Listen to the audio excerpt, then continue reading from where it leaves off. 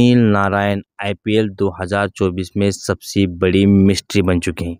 जब वो केकेआर के लिए ओपन करते हैं तो गेंदबाजों की शामत आए बिना नहीं रहती है, और जब गेंदबाजी करने आते हैं तो जो विरोधी बल्लेबाजों की कमर तोड़ने में कोई कसर नहीं छोड़ते। जब भी वो बल्लेबाजी करने आते हैं कूल एंड काम रहते हैं, यानी कि ज़्यादा हंसते नहीं हैं और ज़्यादा उटपटांग शॉट भी नहीं मारते। लेकिन जब बल्लेबाजी करते हैं तो उनका एक ही टारगेट होता है कि बॉल को देखना है और बॉल को सीधा कनेक्ट करके सीमा रेखा के पार भेजनी है। छक्के और चौकों में डील कर रहे हैं इस समय, और जिस तरह से ऑरेंज कैप की रेस में भी बने हुए हैं और पर्पल कैप के रेस में भी बने हुए हैं, यानी कि एक ऐसा खिलाड़ी जो दोनों तरफ फाइट करता हुआ केकेआर को टॉप ऑफ द ऑर्डर लेकर रखा है।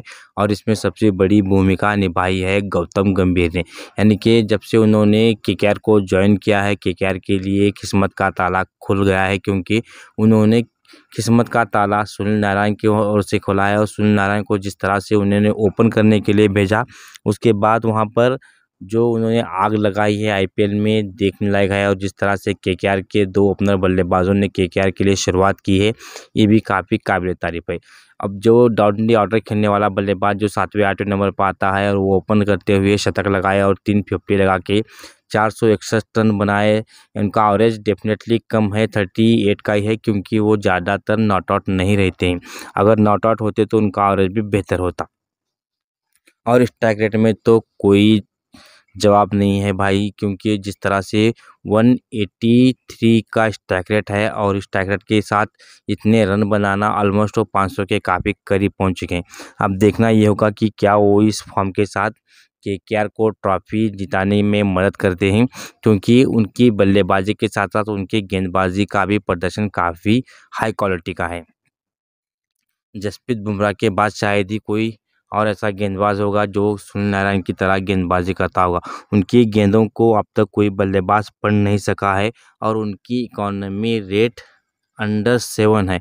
अब सोचने वाली बात होगी, ये आईपीएल में इतने बड़े बड़े रिकॉर्ड बने हैं, लेकिन सुनील नारायण ने जिस तरह से गेंदबाजी की है वो काफ़ी काबिल तारीफ है। क्योंकि जो 262 रन का सबसे बड़ा रिकॉर्ड पंजाब ने चेस किया था, उस इनिंग में भी सुनील नारायण ने 4 ओवर में सिर्फ 24 रन देकर 1 विकेट लिया था। अब देखना यह होगा कि क्या इस फॉर्म के साथ सुनील नारायण केकेआर को चैंपियन बनाने में अपना योगदान कितना देते हैं, क्योंकि उनके पास अभी भी 3 मैच डेफिनेटली बचे हैं। और यहाँ से अगर वो क्वालिफाई तो हो ही चुके हैं, अब क्वालिफायर के साथ खेलकर अगर वो फाइनल में पहुंचते हैं और अपनी टीम को जिताते हैं तो उनके लिए भी ये एक बड़ी उपलब्धि होगी। और सबसे बड़ा श्रेय तो गौतम गंभीर को देना चाहिए, जिस तरह से उन्होंने ऊपर सुनील नारायण को खेलने के लिए भेजा और सुनील नारायण ने भी डिलीवर करके दिया।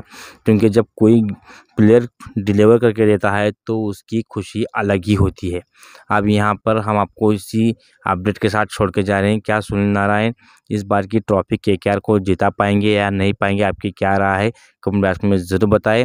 और ऑरेंज कैप पर्पल कैप क्या दोनों रखने का रिकॉर्ड हिस्ट्री बना सकते हैं, क्योंकि इसके पहले कोई भी ऑरेंज कैप और पर्पल कैप एक साथ नहीं रख पाया। आपकी क्या राय कमेंट बॉक्स में ज़रूर बताएं, और इसी तरह के इंटरेस्टिंग वीडियो के लिए हमारे चैनल पर बने रहे। मिलते हैं नेक्स्ट वीडियो में, तब तक अपना ख्याल रखिए। Goodbye friends.